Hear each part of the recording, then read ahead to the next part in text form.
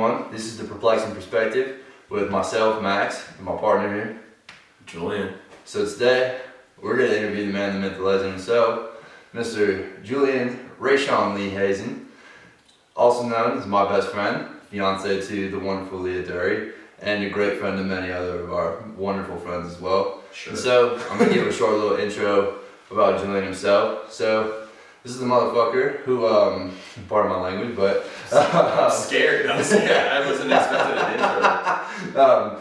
No. This is the man, though, who came from Atlanta, Georgia, and then started off at a D3 college called Piedmont, and then made his way up to a D1 college, Montana State, which is where he and I luckily met, and now here we are. But on top of that, he's one of the most freakish athletes I've ever met, on top of being one of the best men I've ever met, too. He's already surpassed me in volleyball, which I am humble about. I'm so humble about that. No, but let me introduce though formally my best friend, Julian Hazen. So, let's get started, shall we? Shit, man, you just did like... Damn, you did... I got a different style than you, but we're gonna make it. Yeah, that's crazy. Can we re-record yours? Can we take it down? Can we try this again? Hey, I thought you killed it, but I just switched. I thought I did too, and then I showed up here today, and now I realized it wasn't that. Alright, let me pull up my questions for you. But before I get to my like real deep questions with you, I just want to let's hear about you. Give us a short little intro about yourself. Tell us some interesting things about you. I'm an only child born in Chicago, Illinois. Only child to the wonderful Melissa Hazen, which you'll be seeing her episode with us hopefully in the next coming weeks. Episode coming soon. Yeah. Military child. Moved pretty much every year and a half until I was about 10-ish. Just kind of citizen of the world in that way. Like did 7th grade in Romania. I was about to say, yeah, your international travel too. Like you were not just in the United States for all that moving. So yeah. Yeah, like went to Romania for, I think in total about a year, like 9 months. Lived there, kind of taught myself the 7th grade through like a homeschooling program. Yeah, that's a crazy. Yeah, that's a crazy wild. living time. Right. Football. Played pretty much all sports growing up. Other than volleyball, funny enough, which is funny that I found out. Like I even like ran like marathons and stuff like that when I was young. It is so funny that that's the one you did. Yeah, just because never honestly, found volleyball isn't bad for volleyball. No, it's not bad for volleyball, but I wouldn't know that until like as of about 2 years ago when I started getting into it. When you actually start paying attention. Exactly, right? But I don't even think my high school had like a men's team. I think my high school just had like a women's team, and like if you wanted to play men's, you had to be on like a you just got a club ball. That's the only thing they got from most places. I got lucky with that, but yeah, 100%. You would have been a fucking beast, dude. Maybe you'd have been so dominant, dude. Maybe. I don't know. Maybe my knees would have given out before. That's not trying to give out on me now, but no, played football up until about my junior year. Got kicked off the team due to some. We'll leave it at politics. Yeah. Kicked off the team, was kind of forced to find track summer of junior year, was forced into the 400, ran very shittily. I think like my junior year was like a 104, which you will always run way better than I ever will. So but here's the thing, like 104 probably wouldn't have gotten to the final heat of a women's 400 meter in my high school. Yeah, it was your first race though. Well, no, that was my first year, season. Yeah. And then, sorry, excuse me, but yeah. Trained club over the summer, got to run nationals, got 13th in the 4x4, heavily carried, but got 13th in the 4x4 nationals. And then senior year, just started out the season at 58 or something like that, and put my nose to the grindstone, worked hard, ran about 47.9 by the end of the season at state. Jeez. And yeah, just like that was like a progression that my coach literally just goes, when I ran that 47.9, like when I made it to the finals in the 400 at state, he goes, I'm gonna be honest, Julian, I didn't think you could get here, but you're here, so leave it all out on the track. That's cool, actually. Yeah. That's a good thing. Like, right. I mean, like, it's kind of like he was being honest. He counted you out, but he was also like, I mean, he was encouraging that too. Yeah. So it wasn't like Yeah, and so he ran the 4x1. Thought I tore my hamstring. Mom did her PT stuff, fixed my hamstring. Went out, ran the 400. I ran the 4x1. Thought I tore the hamstring. We got third in that, which was hype. That's sweet. Yeah, good for you guys. And then at state, ran the 400. Ran a 47.9, which was the fastest time, second fastest time through my high school ever of all time. I think still, I don't know, I haven't checked. Yeah. But ran that, and all she wrote, went to Piedmont, broke about, I think, somewhere around 11 school records my freshman year at Piedmont. Wanted to go D1 my sophomore year, COVID hit. Yeah. And so everybody had zero scholarship money. So over the course of my sophomore year, I emailed 36 D1 coaches, D1 schools, coaches, assistant coaches, other athletes, texted a few all over the place, and just everybody, I got the same response. Hey, you're good, but can't. No scholarship money, no scholarship, no money, no scholarship money. And then Montana State. Yeah. You got close with a couple other universities. Yeah, I was. Wasn't Clemson one of them? I was chopping it up with Clemson. Okay. They were pretty firm on no scholarship. Okay. Chopped it up with LSU. That was the other one. Okay. I wasn't fully confident because LSU was kind of just like, it felt like they were just being like, yeah, kid, thanks for reaching out, more than like, hey, we want you to come here. Okay, I couldn't remember the details. Yeah, but the thing about Clemson was they had to cancel their men's track and field team. Oh. I'm not going to say that's the reason I didn't run there, but they did have to cut it due to budget because of COVID.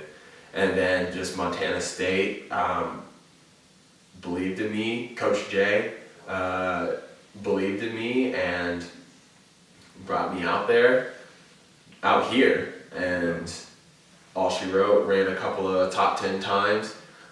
Didn't go pro like everybody wants to, but got the experience, got a couple medals, got some hardware out of it.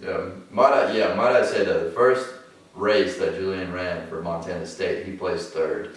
So first conference I ever did, I placed third. But still, yes. Like first year, first conference. Like I remember watching those clips. Because that was like when I just met you. You ran that. So you were like, oh, I'm in track and field. And I remember I looked you up that night, and it was like Julian Hazen third in first conference race ever. And I was like, holy shit, these kids are beat. I remember like me and all the boys were posted. We were like, hell yeah, that's our guy, dude. That was so much hype. Like honestly, being a part of a team that unfortunately struggled to accept me for me. Yeah. It was a lot of, like, I was very thankful for you guys showing that love and showing that appreciation to me, because it didn't really feel like that on the team, but you know, unfortunately, unfortunately for them, dog, I'm cool as shit. You are cool as hell, brother.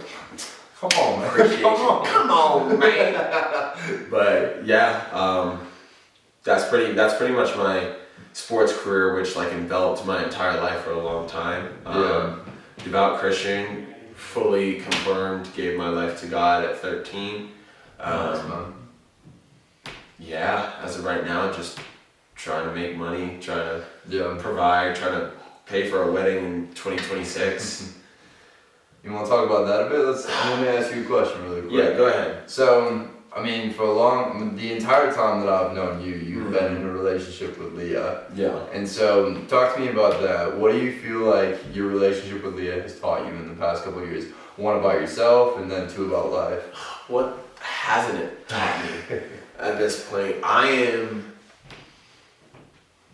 personality-wise, you could almost say I'm a completely different person in a way. It's not to like cut you off, but it is funny. Like I would agree with parts of that. Just like, and you only saw me like after like the first year-ish. 100%, yeah. And even still, there's been drastic changes like since she's moved here and everything. Yeah. But continue with what you were gonna answer. No, it's like I still am, but I was such an impatient person about like everything. Like I still am now. Like I really get frustrated about being late, but I was such an impatient person. And she taught me how to have patience. She taught me how to love after a decent history of not reciprocated feelings and effort in relationships. Yeah. It's changed my life. We're coming up on 4 years now. It's Congrats. appreciate. I don't know why she's still here, but Because you're a good man. I try. True. I will give it at least that I try. First and foremost, he's gonna do that a lot. He's gonna do a lot of self-deprecating on this podcast, and I'm gonna cut it off right now because I hate that shit so much. First and foremost, Julian Hazen is one of the best men I've ever had the privilege of being around. The amount of change that has happened in my life since he's come in is crazy. When I first met him, I was not a very confident person. And I remember in the first couple months of us hanging out, one of the first things he did when we walked into this party was he stood on this table and he pointed right down at me. He screamed at the top of his lungs. He goes, "Hey, everyone, listen up." Whole party went dead silent. We had never been to this place before. We know maybe 2 people in this entire event. The music stopped, everything stopped. Like it felt like a movie. And he goes, "This is my guy right here. This is the coolest white boy in this entire room." And hilarious, but in that moment, I had never had anyone who has done something so outwardly, 1, forward, but 2, just been that hyped about me as a human being. So to know Julian Hazen is to love Julian Hazen because you will never have anyone who's more of a hype man than him. So props to my brother. But anyways, let's get back to you, big dog. Yeah. I'm gonna try to thank you. Yeah. I'm gonna try to just accept it and move on. That is probably one of my biggest weaknesses is accepting compliments or anything. Because I don't know, something in the back of my mind tells me it's not true, or I'm not as good as I want to be, which I don't think anybody ever will be. But at the same time, as long as you're working towards it, you should feel like you're on the right path. Which obviously, being human, there's going to be things in your mind that tell you you're not. 100%. Which is one of the things that being with such a wonderful woman like Leah has taught me is progress over perfection. Yeah, amen to that, yes. Which, once I can afford a tattoo, again, I'm gonna get that, and a couple other ones. But progress over perfection, because if you reach perfection, it's because you settled for less than what you are capable of. Because if you say that you are perfect, it means that you have decided not to move forward anymore. And if you decide not to move forward anymore, someone will set a new bar for perfection while you're sitting there staring at yourself in the mirror. 100%. And so for me, Leah has taught me to progress day by day, week by week, month by month, year by year. Where we've been dating for 4 years, and she has taught me that I wasn't as good as a communicator as I thought I was. I thought I was an all natural, just perfect communicator, and there's no one that could misunderstand me. And then she misunderstood me, and I was like, "What do you mean? I'm perfect. Why aren't you receiving my words the way that you're supposed to?" Absolutely. Which then turned into a conversation of, just because I think my words are so easily understood does not mean that they are delivered in the way that they can be understood by everybody. And so it has taught me to become more flexible and more fluid in my communication, realizing that just because I think anybody else would understand what I'm saying doesn't mean that they will. Right. And so that was the craziest thing to me, because I always felt misunderstood personality-wise, but when I communicated, I always felt understood. Mm-hmm. But to come into a relationship and every relationship, miscommunications happened. I was I never looked inward. I always was just well, you're not listening to what I'm saying. That's what I assumed for a lot of the time. And then I realized oh, I'm not delivering it in a way that you can hear me. Absolutely. Which is it's a tough realization because it's hard. Yeah. Because you do think in those experiences that I've had myself, you do think you're projecting it correctly. Right, exactly. And you're oh, how do you not get this? This makes sense. This makes sense. But then, right. When you're in your own bubble though, exactly. you're totally wrong about that. Which I am a lot. I am very wrong about a lot of it. And even if I'm right, I'm wrong, because I don't know I don't always perfectly, or maybe not even perfectly, but communicate it in a way that it can be heard. So even because I'm very much of a logic and factual person. If the fact is this, then that's all that matters. Right. But then you bring someone that brings emotional intelligence into the relationship and like feels things and doesn't like analyze things. It becomes like this big, it becomes everything. Because like me and Leah had a conversation about 2 weeks ago about I'm a words person. Yeah. So like don't focus on my tone. Don't focus on what I'm saying, the definition of my words. Right. And she's like, no, listen to my tone. If I say it in a loving tone, that's what I mean. And so we're trying to then cross that over into where she communicates in words the right way and I communicate in tone the right way. And we actually can meet in the middle because like I can say, well, I didn't like how you communicated that, but if my tone's off, it just feels like an insult and an attack, which I never saw it that way growing up military and growing up with a lot of boys. It's just like, it's way different between. Yeah, it's just like the fact is you suck. Yeah. And that's like that. Like if you can't deny that, you're wrong. Eat it, move on. Right. And then you like mix in feelings, and everything becomes, at least for me, it becomes like a lot more complicated. Yeah. And there's a lot of things that you have to factor in that almost aren't factorable. Like you can't factor how sad a sentence makes people feel. They can put it on the 1 to 10 scale, but Yeah. it automatically changes when I say it to you versus say it to Tyler versus Right. say it to Leah. But yeah, to sum it up, sorry I'm rambling, but No, this was great. That was a great answer. but to like, God, that's just one of many or a couple of many things that I've learned.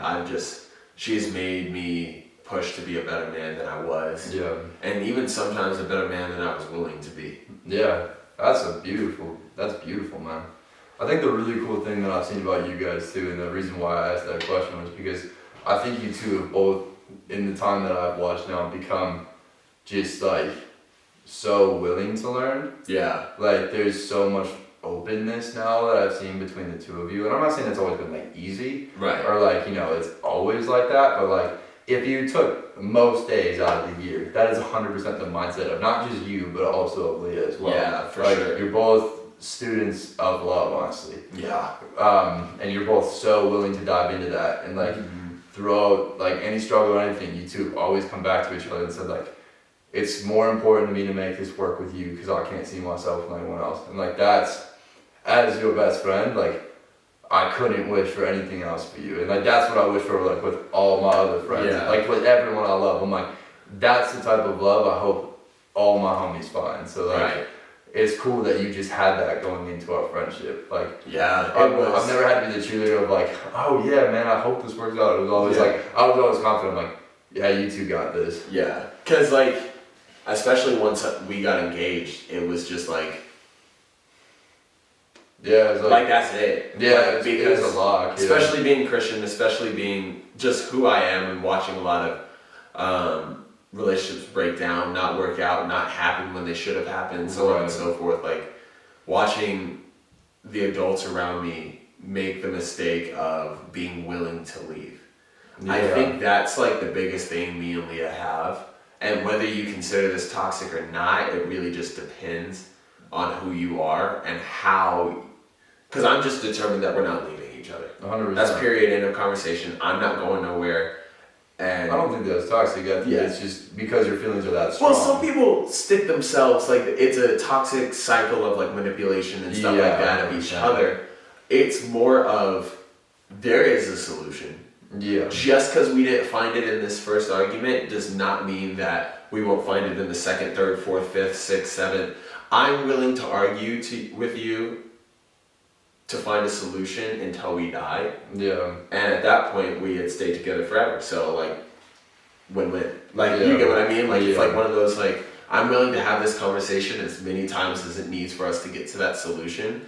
Because one thing that's not happening is breaking up and divorce. Yeah. Like that, I just refuse to have it because I will fix whatever I need to fix as a person, as like for myself to be able to make sure that this works. Because leave is not going to be in my vocabulary. And I think like people might say like, and I mean I know you don't care, and I also don't care. No, I don't give a shit. Like I know people might say they could perceive that as, oh, it's toxic that you guys would like never leave each other like that. But it's also in the same breath though, it's like, that's not just the mentality of you, it's the mentality of Lee as well. Right. So you're talking about like, yeah, you could argue to infinity, but it's like, I don't think you two would ever even come to that point. Nah. Because I know you two both well enough to be like, hey, let's just figure this out. Yeah. Like at some point they would be like, hey, this is dumb. Yeah. Like there truly would be. So that point of like toxicity that you were talking about, like that's not going to like hit really like that far. Ever. Exactly. Like something you would have to be crazy extreme before Oh you yeah, ever for see sure. that with you two.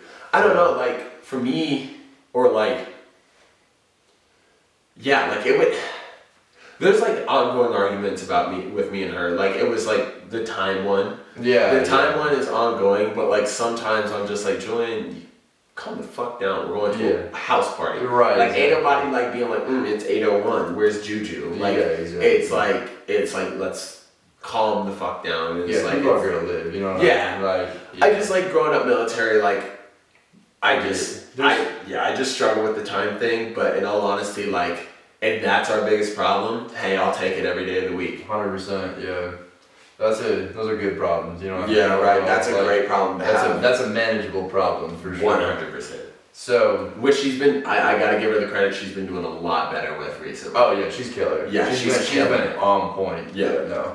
No, so yeah, overall, I love it, man. Good stuff. Always what I want to hear. Love you too, but don't. Yeah. Question for you, just while we wrap up this short half. What's up? Or not this short half, but wrap up this half. First half, yeah. Yes. So, right now, who's your biggest inspiration and why?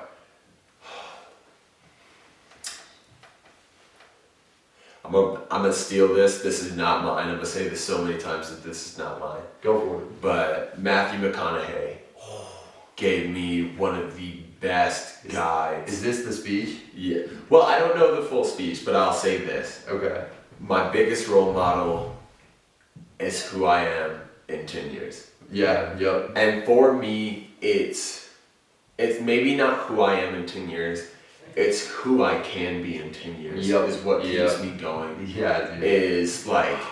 Man, I'm fired up right now. Right? Like, I've watched that video so many times. It's like, it's like, okay, so I could half-ass this project, I could half-ass this, I could not put my full effort into this, but who will that make me in 5 years? Oh, okay, then let's do it. Let's do it now. For me, my biggest inspiration, maybe not necessarily, well, hopefully at least in 10 years, but for me, my biggest inspiration is who's going to parent my children. Yeah. The man that I am when my kid comes into yeah. the world and who I continue to be is who I inspire to be. Is because as someone that grew up without a father, my biggest push, my biggest goal in life has always been to be not just a present father. Showing up for me is not enough. Being a all-in, there, interactive father. Yeah. And that is the biggest thing for me, is I work on myself to be the person that will parent my kids and the man that will love my wife. Yeah. And so that is my biggest inspiration. It's kind of a spin-off of Matthew. Shout out Mr. McConaughey. Hey, there's always a seat open for you if you ever see this. Shout out. But for me, that is the biggest inspiration, is the man that will parent my kids. Yeah. And the man that will love my wife.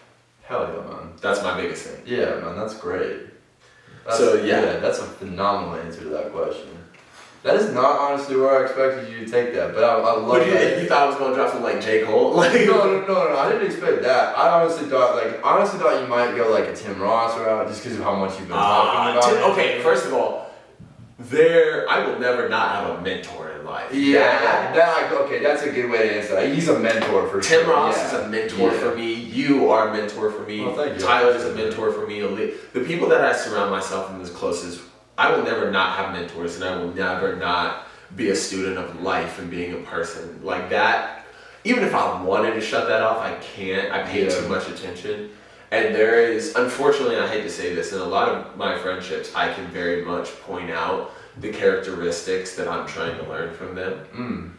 Talk to me more about that. So, this is gonna sound really logical and cold, but like I'm gonna start this off. First of all, I'm not friends with just so I can learn from their characteristics with anybody. Yeah, 100%. I like there's obviously layers. Yeah, I like to keep good people around me. I like a man that likes a beer. I just like there's a lot of factors that go into for me to actually let people into my inner circle, but for me it's like there's always things that my friends do and the people around me do better than I do, and I hope like maybe through osmosis or asking the right questions I'll learn exactly what I want to like learn to do what they do. But like for you, it's the biggest thing is the patience and the choice to love anyway. Yeah. For me, that's big. Tyler is his self-sufficiency and his ability to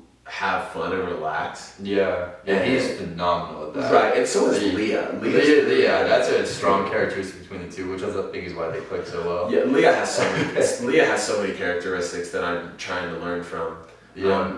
But it's just like I can go through and list characteristics because I don't keep in my inner circle. No one is not better than me at something. Right. Because if I'm the best person in my inner circle, oh, what did Shannon Sharp say? I'm gonna steal this from Shannon Sharp. I think it was Shannon Sharp.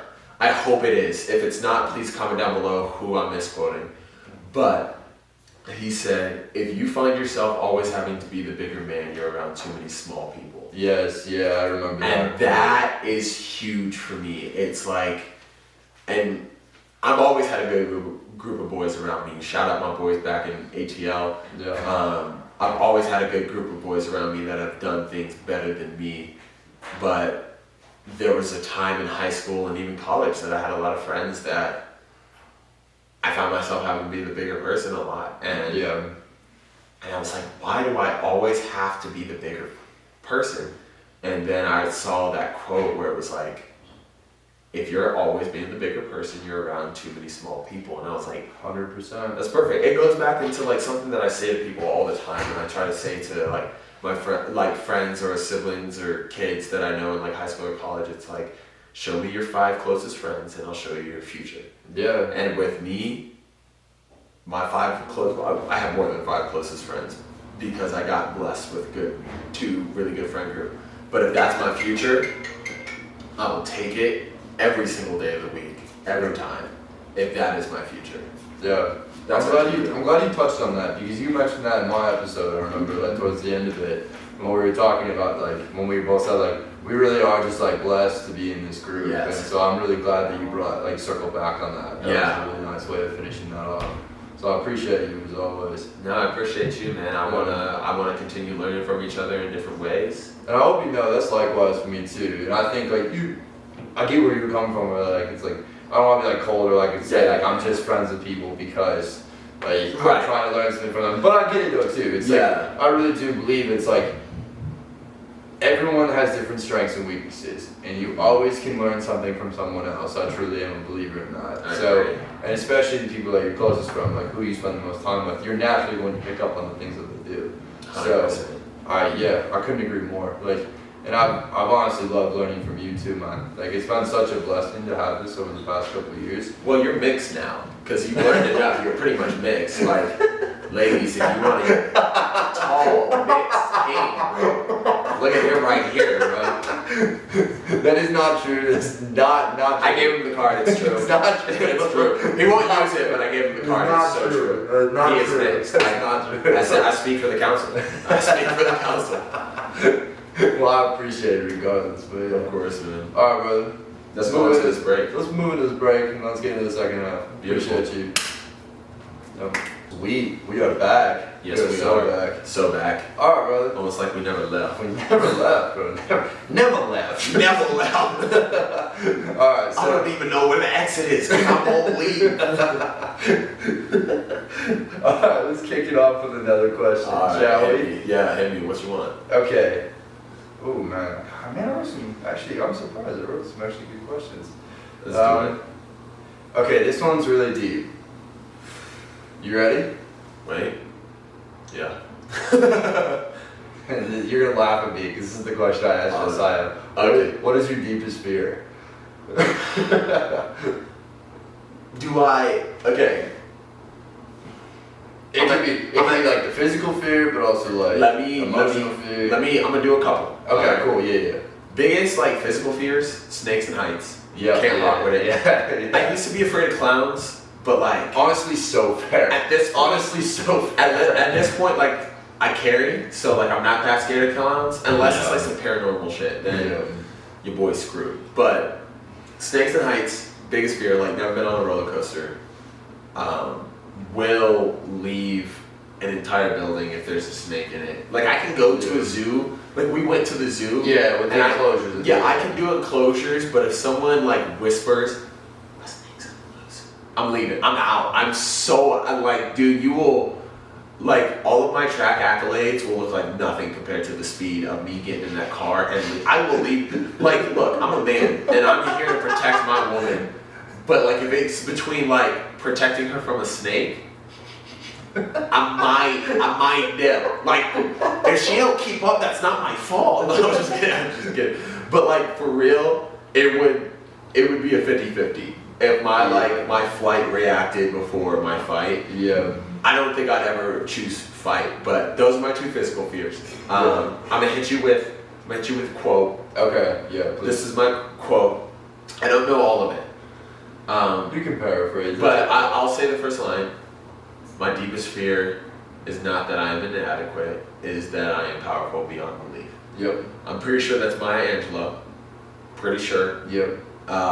Internet, dude, like if you look up that quote, like it tells you. It's in Coach Carter. Yeah, dude, it's like, Coach Carter. Okay, we're not gonna go on that right Yeah, my fault. Maybe we'll talk movies another podcast. That'll be a good podcast. That'll be on the Patreon. Support us on our Patreon. Yeah. We might watch a movie like reaction on Patreon. That'd be fun. Actually. Yeah.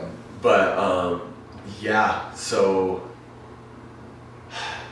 I have never. Okay, there's been times in my life that I felt inadequate. 100%. Let me not start there. But in all honesty, like I am afraid of like maybe not necessarily like that I'm powerful beyond belief, but I am kind of afraid of like, what if I maxed out? Like, what if this is my potential? What if you peaked? What if I peaked? Like, what if this is as good as I get? And like that has been a real fear for me. And it's like I've never been afraid of being in a hard spot, obstacles, been broke, been broken and broke, been negative broke. Like financially, I have been alone. Like alone. I've been in a lot of highs and a lot of lows. Like a lot of people will say that like the biggest fear is loneliness or being alone and stuff like that. And like, yeah, I hate being alone, but my biggest fear is not being able to improve to overcome. If I can't improve to overcome my own boundaries, my own obstacles, that is what scares me in life the most. It's because my work ethic, my work ethic has always been my like superpower. I will say this right now, like for everyone to know, like everyone who's close to you knows this, but like that is your superpower, because I don't know a lot of people that work as hard as you. And I've seen that like throughout college when you were in track and also held down a job and did full-time school, and then since we've been out of school as well, like you have consistently worked overtime every week since we have graduated. Like there has hardly been a week where you have actually just taken just 40 hours. Like it's super impressive, man. So props to you, because that's been one of that inspires me so much. And like there's been a lot of moments where I'm like, damn, if he's going that hard, I gotta at least pick it up a bit. And like I'm glad that it can improve you. It doesn't shrink you. Yeah. If that makes sense. No, it's super motivated for me. And I love that, because I've been in positions where it shrunk people. Yeah. And then I feel bad because I'm working my ass off, and I'm like, I hate that feeling of like feeling bad because I'm working too hard. Yeah, which is a crazy thing. Which is like is one of the weirdest things, because like feeling bad because you're not doing enough. Okay, then do more. Right. But you're doing you're working too hard. Slow down. It's one thing if it's like I idle at someone looking at 70. But it's one thing if someone looks at you and they're like, hey, I'm concerned about just you. Yeah, you're overworking yourself. You're overworking yourself and you're burning yourself out at both, like at all ends. Like that's one thing, but like the more like what you're saying is like, I mean, it's a tough one for me to get around, honestly, mentally with someone. Like, I get it, because, like, for some people that is intimidating. Right. I don't understand Which that. I wish it wasn't. I wish it was just like, well, if he can do it, I can do it. Because, like, I'm not 100%. Like, I might have had some, I get some genetics, like, athletically and stuff like that, but, like, I am special because I'm unique, but I am not special because I am born overpowered or more powerful than anybody else. Right, I think we're all born with a unique set of skills. Exactly, and there's things that like, there's people with no legs that will be able to do more shit than I will ever be. Oh, 100%. Okay, like, you get what I mean? No, I'm not saying this like as a discredit you know, but like, I mean, look at Hunter Woodall. Yeah, exactly. There's so many examples of that. Oh my gosh, but Hunter Woodall, first of all, shout out Hunter Woodall. Yeah. You know the guy in college right now, Emmanuel Hansen, I believe is his name? Yeah, He's a basketball player. Yeah. He's doing 360s and windmills and stuff like that. I can't 360, I can't win. 100%. And like you and I are both above 6'2", have all limbs, and have all God-given athletic ability that we're ever going to be given in our lives. And we're not even a fraction of that. No, not even. So yeah, I agree with you. And so that's, to sum it up, but like that's my biggest fear is like not being able to improve. Yeah. And like that's not just a sports thing, that's like as a fiance, as a future husband, as a father. It's like I'm not scared about starting, like I've never been scared about having no experience.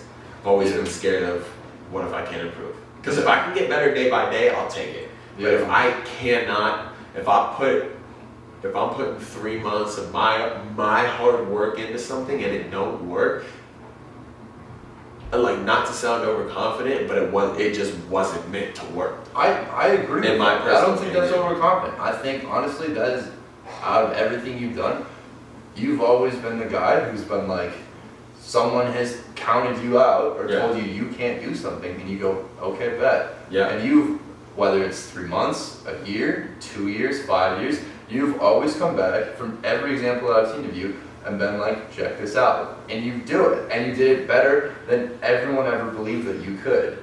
Like, that's your DNA. Yeah. Above everything. 100%. So that's partially inherited from my mom. That's environment. That's like how God built me. But like, that's my thing. It's like, I might not have it this year. Yeah. Next year? That's the funny thing. That's the only thing you're patient about. No disrespect. Actually that's the only real. thing you're patient about. That's fair. Because every time I watch you, always like, okay, bet. And you just put your head down, and then it's always just like, yup. And you've always just let time do the work. And obviously you put in a lot of hard work too. That's not to describe. It's like you sat around and it's like, yep, time fixed everything. No. Yeah, like this is like a lot of hard work, a lot of really like grinding. Yeah. So no, props to you. Also, I will say this too for you, just because this is something I've noticed from you as your friend for a long time. I really only think the only way that you would ever stop ever doing anything is if your light was dimmed by other people. But now knowing you, you've never put yourself in an environment where you will surround yourself with that energy long term. Yeah. No, I can't, like, in all honesty, like, I'll, like, even if I can't find it in that environment, I'll find it elsewhere. 100%. And so, like, finding you guys, that brought light back. Because in all honesty, I don't know if I would have finished track in college if it wasn't for you guys. Yeah. Like, in my honest opinion, because there was support from my coach. Yeah. And that's pretty much what I like. There was a couple throwers and stuff like that, but like within the sprints, there was no support for me. It was honestly a lot of negativity. Yeah. I'll try to keep it chill. Not to speak ill on anybody, but the fact is, y'all just didn't treat me right. I mean, it's just a fact. Yeah, that's just the truth. And like, it's cool. It's the past, you know. No harm, no foul. Shout out. Hope you're doing well wherever you at, but just know I'm going to be doing well wherever I'm at. Yeah. And if you have to sit back and watch me do well, sucks on you. I mean, that's what it is. It really is just what it is. That's what it is. But yeah, I appreciate you, brother. I appreciate you. Let me get you another question. Jeez, man. I honestly do have so many questions for you though, because like there's parts of this that like we've obviously talked about a lot, but then there's parts of this where it's like sometimes you'll say something and I'm like, that's the first time I'm hearing this, and so it's cool like getting this moment with you. I really appreciate it. I appreciate it, man. So, what do you think has been a formative experience for you in the past couple of years that really changed your perspective on something? Couple years? Yeah, honestly, I'm gonna frame it in parameters. Like, okay. I think, like, since you've moved out to Montana, what's an experience that really has changed, like, your perspective on how you view the world? And this is tough, because I feel like, I mean, you've had a lot of personal experiences, but then on top of that too, we've had a lot of experiences together, like, where that happened, like, where we were experiencing that simultaneously. Yeah. So I'm curious to hear your answer on this. I'm gonna hurt some fucking feelings, but I don't really care. World's not as hateful as they make it seem on the internet. World is not as hateful. 100%. World is not as hateful, as prejudiced, as negative, as racist, as homophobic, as sexist as it is. Obviously, me as a man saying sexist, I'm just gonna be, from my perspective, as a man, black man, in like one of the whitest states in America, I'm gonna say this. 9 times, actually, I've had more negative experiences in higher volume black communities than I have in high volume white communities.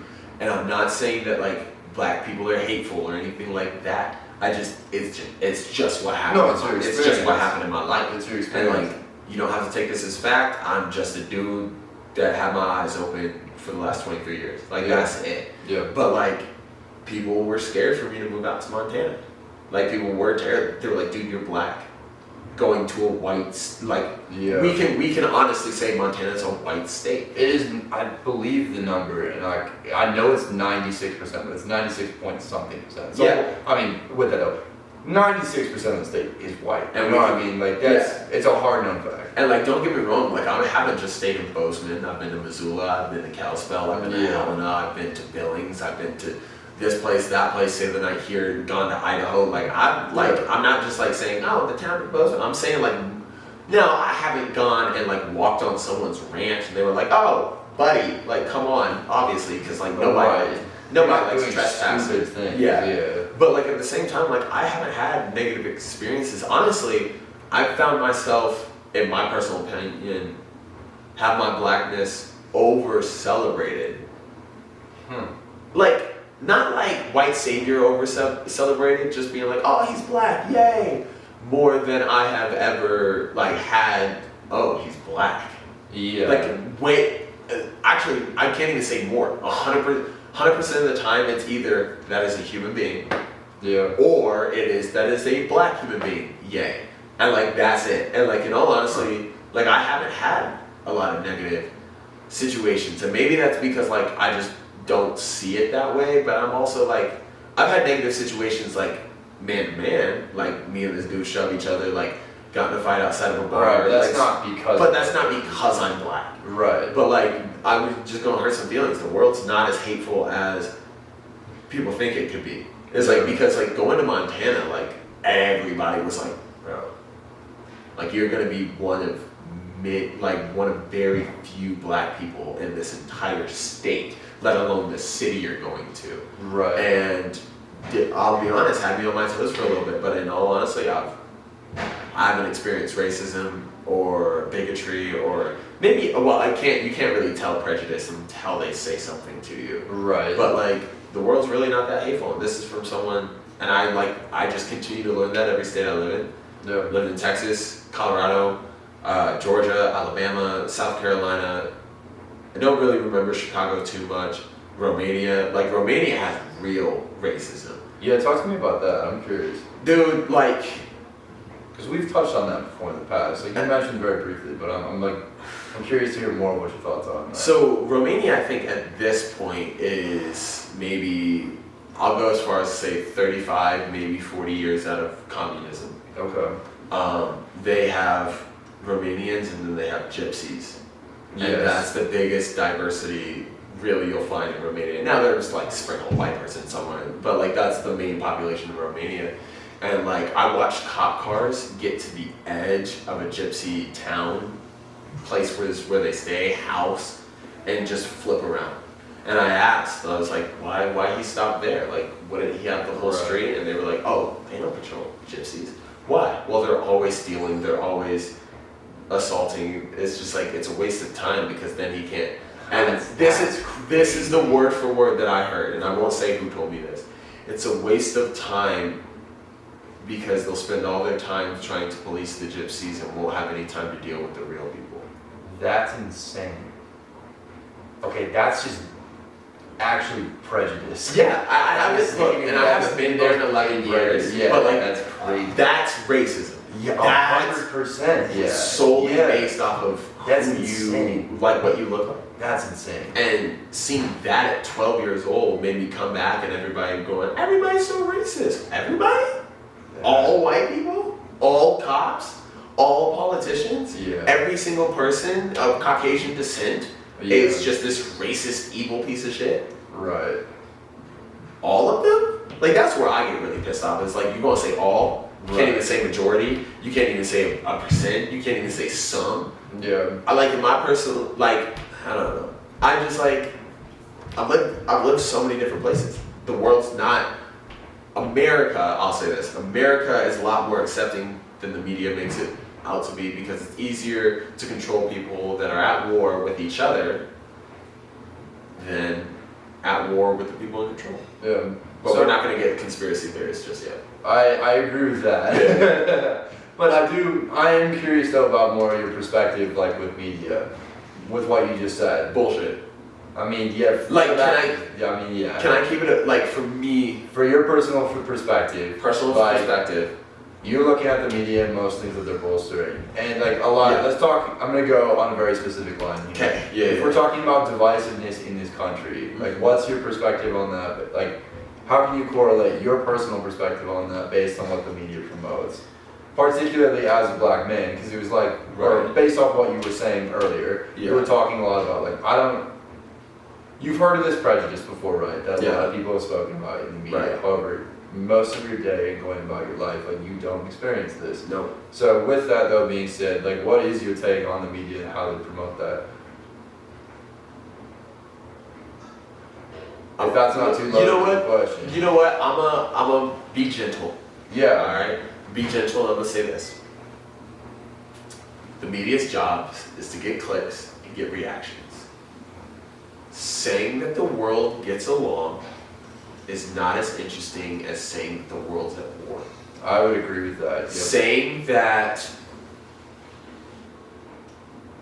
promoting that black people in the last 60-something years, 50, 60-something years, have done nothing but excel and better themselves after all their rights were given. Yeah. Does not get as many clicks as the glass ceiling. And so, being a person that your job is reactions, you're gonna go for the ones with clicks. Yeah. Like it's the same way on YouTube with clickbaits. Oh my god, dude got his head blown off. And then you find out it's a GTA video. You're like, okay, yeah, it's a video game. Yeah. It's so much, it's easier. And like, I blame them because it promotes decisiveness, but you almost can't because your job's to get clicks and views and shares and likes. I mean, that's and what they're comments. paying you to do. And that's what they're paying you to do. That's what hopefully eventually we'll get paid to do. 100%. But hopefully like we're a part of this. yeah, but we'll be hopefully promoting a new perspective and a new way to look at life versus promoting the world's at war. White people hate black people hate white people, all Mexicans are illegal, or all Mexicans are legal, or people are getting taken out of their houses. I'm not saying none of this is happening. Right. Yeah. Because like, I'm not going to sit here and say there are no racist people in America. Bullshit. Right. Yeah. Yeah, that's blatant. That's just blatantly a lie. Yeah. But what I will say is the majority of people in America are not as hateful, not as evil as people make it out to be. There is a percentage. There are people that are. I'm not saying that they're not, but the world's not out to get you as much as you think it is. Yeah. Now with the recession and shit like that, yeah, maybe. But like me and you both going through it. Like, Exactly. I'm not getting more recessed than you are. Right. Like, you get what I mean? We Like, live we in the both, same house. yeah, we live in the same house. We both struggling. And like, it's not like the IRS came to me and was like, hey. We're both going to the grocery store and being like, why the hell are egg prices at $5 million? Yeah, exactly. We're like driving past gas stations going like $4 for a gallon. What are we talking Are you about? serious? Are you shitting me right Are you now? sure about that? Are you sure about that? But yeah, the world's not out to get you as you think it is. Your subconscious will always be your greatest enemy. And once you figure out how to shut up your subconscious, you will be powerful beyond measure. Amen to that, brother. Thank you for that. I appreciate it a lot. And I have one more side question based off this. 'Cause Say it. You didn't touch on this. Uh-oh. No, this isn't bad. Oh, okay. I thought I forgot a part of your question. No, you did not. Okay. No, this is a totally different, or it's related, but it's different. Okay, yeah. Let's go. So, for context for our audience as well, you are part Native American as well. I'm actually more Native American than I am black or white. Yes, yeah, correct. Oh, I don't know why I'm saying it, but yeah. Yeah, Thank you for that context, yes. Yeah, of course. Do you feel like there's parts of the media that you wish cover more issues within the Native American community? I'm curious about that, and the only reason I ask is because just with a lot of the missing people's cases, that's why I'm asking that. Because so yes and no. because that's the one thing in the media where I'm like, how is this not national news all the time? Like, because the amount of cases is staggering and it's violent and so bad. Like, it's crazy. So, for me, it's yes and no. Okay. I'll explain no. Okay. I'll explain no first and then get to yes. No, because I do not want to add my people into this war that the media has started. Huh. I don't want it to be white people are evil and hate natives. White people are evil and hate blacks. White people are evil and they hate Mexicans. Right.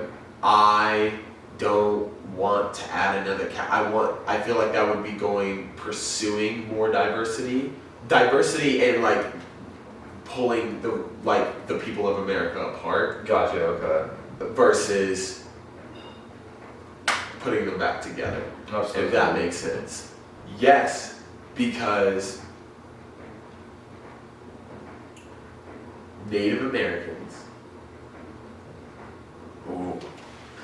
Okay, I apologize, but this is my perspective and this is my opinion, take it or leave it. Native Americans are the worst treated people in America, and nobody talks about it. Because it's hard after you wiped out 98% of our population to be loud enough to be heard. And so, black people went through terrible things. Slavery, all of that. I mean, you can speak to this because you're part of all these communities. Right. So, first slaves in America were Native Americans. Native Americans were too weak, so they got African American. Well, natives were too weak, so they got Africans. I think even before natives, there was indentured servitude that you paid to England. White people, Native American people, black people, Chinese people, Hispanic people have all been slaves in America. And whether or not you like that statement does not make it less true. And so for me, yes, I want our story to be heard, but I don't want it to be another case of we're fighting for recognition, we're fighting for recognition, we're fighting for recognition, oh, we're better than you. Because at least in my opinion, I've seen a lot of movements in America go too far. For me, at first, it was African Americans got the rights, started being respected, seen as people, seen as Americans, allowed to vote, allowed to do everything that white people get to do. Black people are better than white people. I thought we were fighting for equality. And now I understand coming from a lower place, you want to get higher than other people. But by the time we got from slaves to now, you can't blame the white people that live today for the slavery that happened when you yourself weren't even born. You weren't born, I wasn't born. Why should I blame you for something maybe your ancestors did or maybe not? Right. And that's the I thing. have no clue. Right. I'm just saying. And that's, I also have no but like that's the clue. problem. In theory, I should be able to blame you, but I can't. Like Irish people have been treated like shit in America. Italians have been treated like shit in America. Like British people had their own indentured slaves. Like maybe they were treated better than black slaves, but still slaves. Like it's still like you still don't have rights. Right. And so I think we need to stop throwing ourselves, black people, Native American, white, all of these things. We need to stop throwing a fucking pity party and just realize that we're all Americans.